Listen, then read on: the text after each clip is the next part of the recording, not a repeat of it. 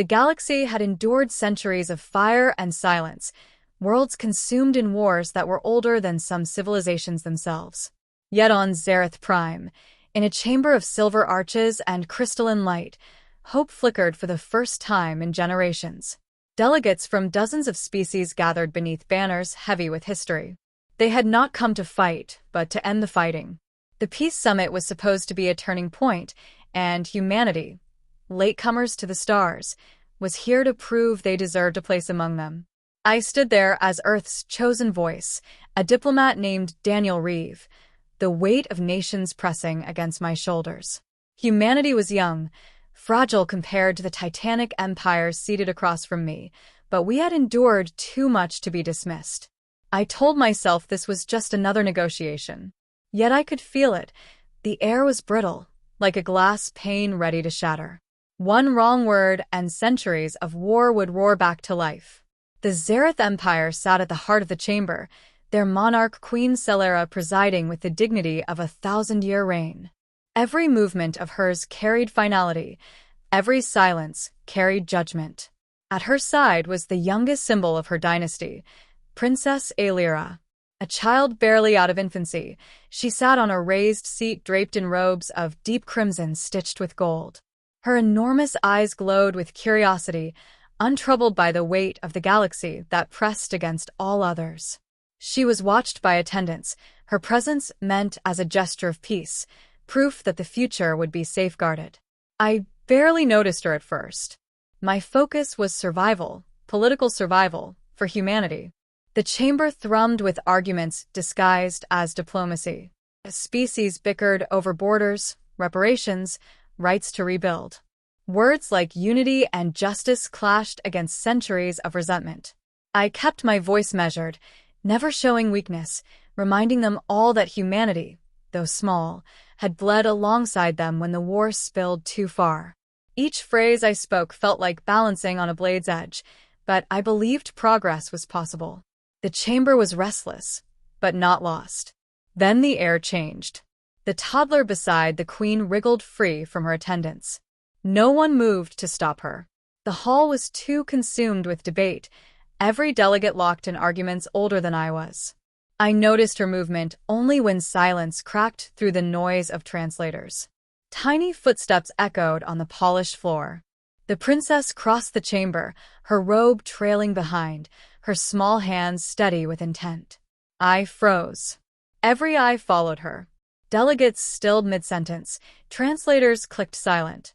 In a hall where millions of lives were debated like figures on parchment, all that mattered suddenly was a child's quiet determination. She reached me before I understood what was happening. Then, with the simplicity only innocence commands, she wrapped her arms around my leg. Her skin was warm, softer than I expected, her grip stubborn for one so small. I looked down, meeting eyes bright with trust. And then she spoke. Only one word. Only 2 syllables. Words that translators carried across the chamber, amplifying the impossible. Dada. The chamber froze harder than ice. Every empire, every sovereign, every warlord and ambassador turned to stare, mouths parted, eyes wide. I couldn't move, couldn't breathe. My tongue scraped against silence, desperate for words that refused to come. My chest tightened as the word repeated through translation units in every language known. Dada. Father. Claim. The queen's face hardened into shadow, her regal composure cracking with shock. Her hands curled into fists. Around the chamber, the ripple began. Whispers at first, then accusations, then outrage. The fragile threads of peace I had been weaving split apart, as if burned from within. I tried to speak, but my voice failed. The child clung tighter, her small body pressed against me with a certainty no denial could undo. My mind swirled. This was absurd. Impossible. Yet her voice was as real as the beating of my own heart. Delegates erupted. Some shouted betrayal. Others muttered of ancient prophecies. Some demanded immediate answers. I felt heat on my skin, as if every alien gaze was a blade cutting deep. Humanity was suddenly center stage, but not for diplomacy. For scandal, for the impossible claim that Earth's envoy had sired the heir of Zareth. I wanted to shout the truth, that this was madness, that I had never touched their line, never even met their princess before today. But my throat locked. Who would believe denial in the face of what they had all heard? I looked again at the queen. Her fury was not theatrical. It was raw, sharp enough to fracture the chamber itself. She did not see a child's mistake. She saw betrayal dressed as innocence, her people's honor dragged into question, and her empire's future entangled with mine in a way no treaty could unravel. Her daughter clung to me as though the galaxy itself could not pry her away. And in that silence, in the frozen breath of that impossible moment, the peace summit began to crumble.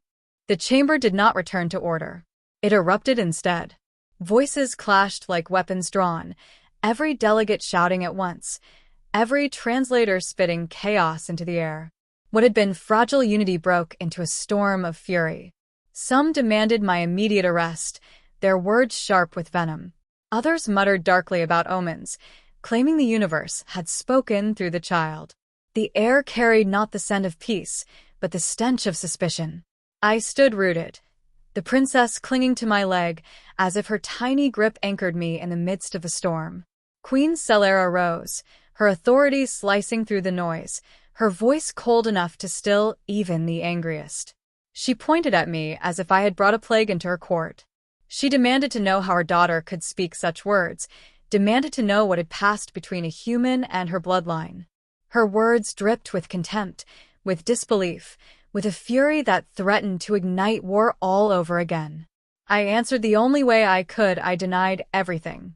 My voice cracked against the chamber's silence, desperate but useless. The council was not built to believe denials. It thrived on appearances, and the appearance of guilt had already been carved into their minds. The accusations sharpened. Some declared Earth guilty of meddling, of tampering with genetics to seize influence where none was earned. Others cried that I was proof of corruption within the royal line itself. Old rivals of Zareth seized the moment, their whispers spreading like fire, weaving stories that the great empire had fallen so low it bred its heirs with offworlders. Every word fractured the summit further. Every accusation built walls higher. I was no longer an ambassador. I was the blade dividing the galaxy. I wanted to tear the child from my leg, to thrust her back toward her attendants and beg them to believe me, but I froze. Her eyes were wide, wet with tears not yet fallen, her grip trembling but unyielding. She looked at me as if she knew me, as if she trusted me. It was absurd, impossible, but I could not break her hold. Somewhere in her voice, in her small hands gripping tight, something in me recoiled from the idea of letting go. And that hesitation sealed the image in every watching mind, a child and a father standing together in the center of the galaxy's most fragile court. The queen's fury turned to venom. She declared the summit poisoned. She accused humanity of corruption, her voice rising above the chaos. With a single command, she shattered the illusion of progress. Delegates stormed from their seats, some shouting war, others warning restraint. The council dissolved into a mob of self-interest. Banners that once hung heavy with hope now looked like relics of a dream that had died. The peace summit, fragile as glass, had splintered in my hands. Guards closed in around me, their weapons humming with restrained power. I lifted my hand slowly, not in surrender, but in bitter recognition. This was the end of diplomacy. I was ordered into confinement until the truth could be unearthed. I felt the toddler still clinging to me, refusing to be torn away. The queen's voice carried one last command, low but lethal. The truth would be uncovered, no matter the cost. Her eyes locked with mine, burning with the certainty that I had tainted her dynasty. As they dragged me from the chamber, I whispered to myself, words swallowed by the chaos, words that trembled with fear and disbelief. What if the impossible was not impossible? What if the bond in that child's voice was not mistake or accident, but something deeper, something crafted in the shadows? The summit had collapsed, but the question lingered in my chest like a blade pressed too close to the heart. Cold walls greeted me in confinement, their polished surfaces humming faintly with energy fields meant to hold creatures far more dangerous than a single human diplomat. I sat alone, the weight of the galaxy pressing down harder than the walls themselves. I had come here to forge peace, to prove humanity belonged among the stars. Now I was a prisoner, condemned not by evidence, but by a single word from a child. That word gnawed at me, repeating in my head until it lost meaning and gained it again. Dada. Interrogators arrived swiftly. They did not raise voices. They did not need to. Their questions sliced with surgical precision. Had I been near the royal family before today? Had humanity conducted experiments with Zareth genetic material? Had I been part of clandestine programs to merge species? Each time, I denied them. Each time, they noted my words with cold detachment, as though waiting for me to hang myself in contradiction. Then came the test. They swabbed my cheek, drew my blood, ran it against the princess's genome. I told myself the results would free me. The truth was simple, I was innocent. But when the analysis returned, silence crushed the room. The data suggested partial compatibility. Not identical, not proof of paternity, but enough to make every alien in that chamber recoil. Their stares weighed heavier than chains. A child of royal blood carried markers that matched me, a human from a world barely known. My protests fell flat. I shouted that the science was flawed, that the test was corrupted, that nature itself would never allow such a bond. My words echoed hollow. The chamber only saw numbers, and the numbers condemned me. When they withdrew, leaving me to rot in silence, another figure entered quietly. An alien scientist, one of the lesser voices in the summit, spoke without accusation. She told me the results were too perfect, too neat. No natural cross-species accident could align markers so cleanly. Someone had engineered this. Someone had tampered with the princess's genome long before today, embedding traces of humanity where none should exist. My shock gave way to grim clarity. I had not fathered the child, but someone wanted the galaxy to believe I had. Theories spilled like poison. A rogue faction could have sought to destabilize the Zareth throne. Rivals might have wanted to smear humanity as meddlers. Perhaps it was prophecy woven into science, a desperate attempt to create unity by force. Every option led to the same conclusion. I had been placed in the crosshairs long before stepping into that chamber. Alone again, I looked down at the toddler who had not been taken from me. Somehow, in this storm, she still clung to my side, refusing to release her grip. The guards had tried to separate us, but her wails had been so piercing, so relentless, they allowed her to remain if only to keep peace in the corridors. She stared at me with eyes unclouded by politics, eyes that trusted when no one else did. I whispered her name softly, Elira, and she smiled, babbling sounds too young to carry meaning, yet heavy enough to anchor me against despair. In her presence, the impossible felt less absurd. Her tiny hands mirrored my gestures. Her voice tried to shape human syllables, clumsy but sincere. I knew she could not be mine, not in blood, but the bond between us grew undeniable.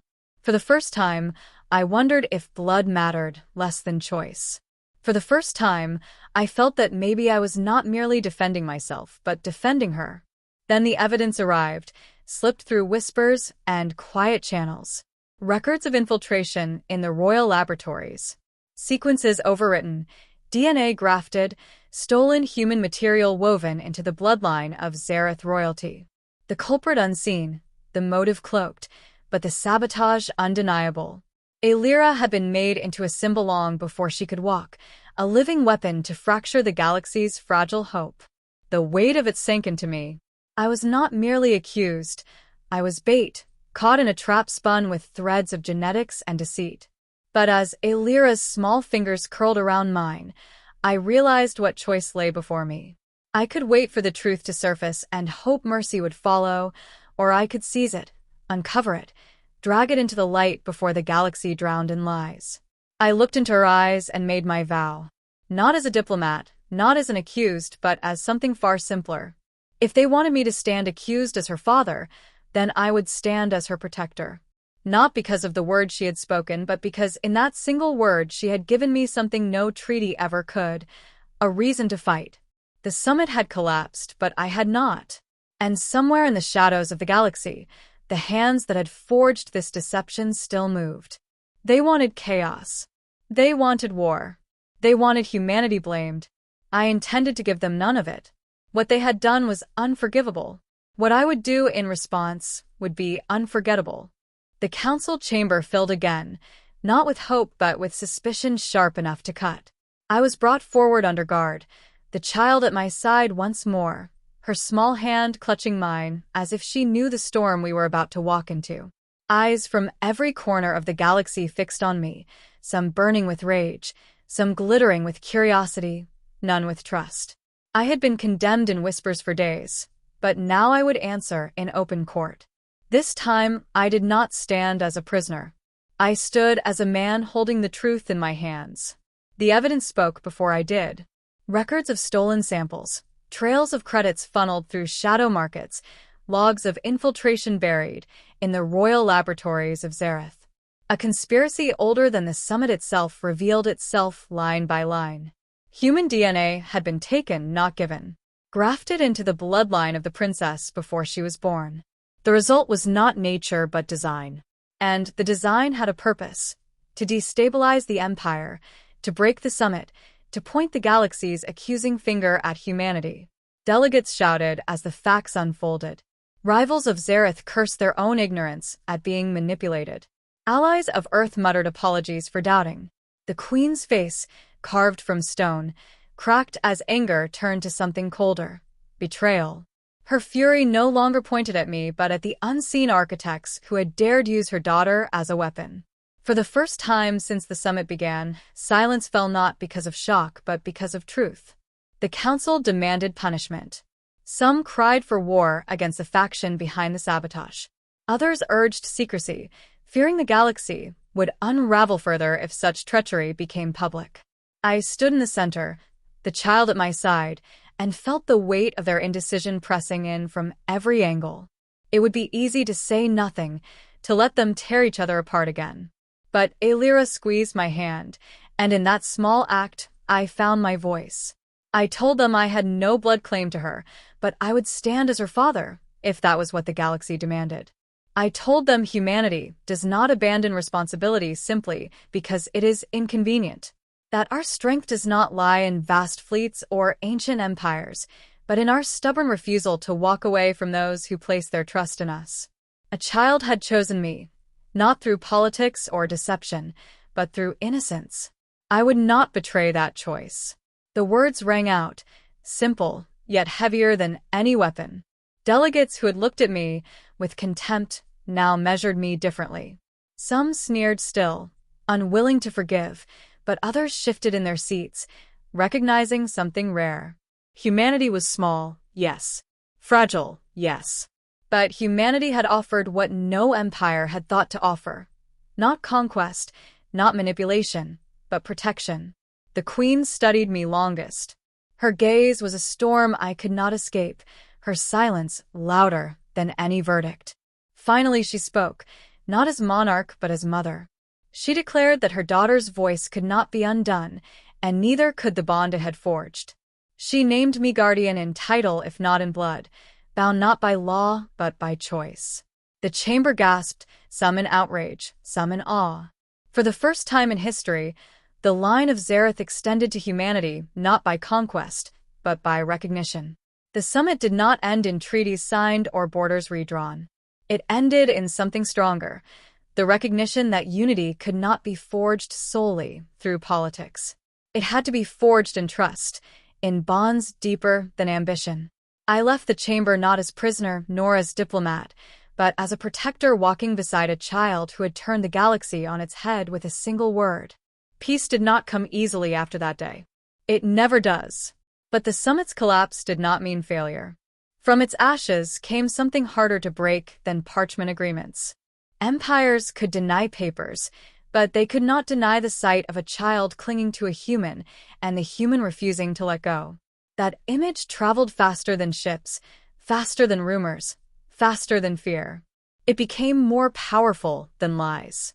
The galaxy would remember the collapse of the Peace Summit, yes. But it would also remember what rose from it.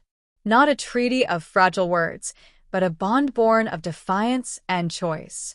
And in that memory, humanity carved its place not as conquerors or victims, but as protectors willing to stand when others faltered. The word of a child had broken the summit. But it also built something stronger than the summit ever was. And as I carried her from the chamber, her small voice echoing softly again, Dada, I knew that humanity had proven itself in the oldest way possible. By protecting family, even when the family was not ours by blood. By refusing to run from responsibility. By choosing to stand,